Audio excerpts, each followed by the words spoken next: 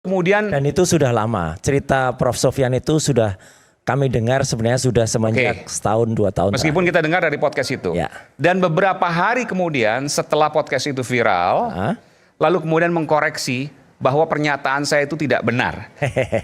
Dan kemudian Mas Roy menuliskan, ini yang belum kemudian diungkap tuntas. Betul. Saya mau menyampaikan bahwa Prof.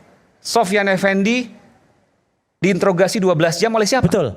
Jadi gimana hari ceritanya? Sabtu malam minggu kemarin, ya berarti tanggal 20 berapa ya? 24 kalau nggak salah. Jadi diintervensi maksudnya?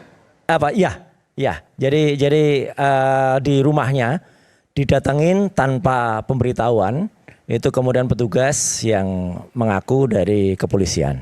Mengaku ini ya? Mengaku ya. Tapi ya Prof. Sofyan Effendi jadi diperiksa mulai jam 10 pagi sampai dengan 10 malam. Apa kaitan pemeriksaan itu? Makanya itu, ini negara apa gitu loh. Artinya saya semakin nggak mengerti. Coba pemirsa. 10 pagi sampai 10 malam. 10 malam. Memeriksa Prof. Sofyan Effendi. Terkait dengan podcast itu?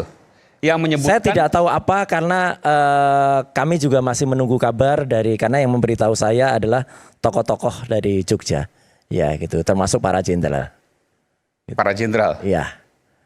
Penggiat yang kemarin mengatakan untuk Purnawirawan maksudnya. Purnawirawan, kemudian kemarin mengatakan untuk maklumat Yogyakarta. Ya. Beliau itu kaget. Saya sedih ya mendengar ini karena beliau kan usianya sudah 80 tahun. Ya gitu Prof. Sofyan Effendi. Kenapa harus diperiksa dengan cara-cara yang tidak wajar seperti itu? Menurut saya nggak wajar, Mas.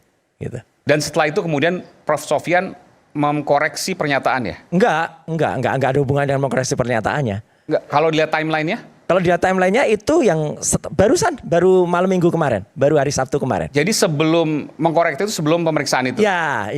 Jadi mengkoreksi statementnya kan dengan Balige Academy dan dengan langkah update kan waktu itu. Kemudian sebenarnya itu sudah bagus sekali. Artinya nggak ada hubungan dong pemeriksaan itu dengan? Ada. Gimana? Ada justru. Kan setelah mengkoreksi. Justru karena ada statement itu dan kemudian dikoreksi itulah maka rumah Prof. Sofyan didatangi yang katanya sekalian karena mumpung mereka dari Solo kemudian datang ke Jogja meriksa Prof. Sofyan Effendi. Oke, saya ke Pak Arianto. Pak Arianto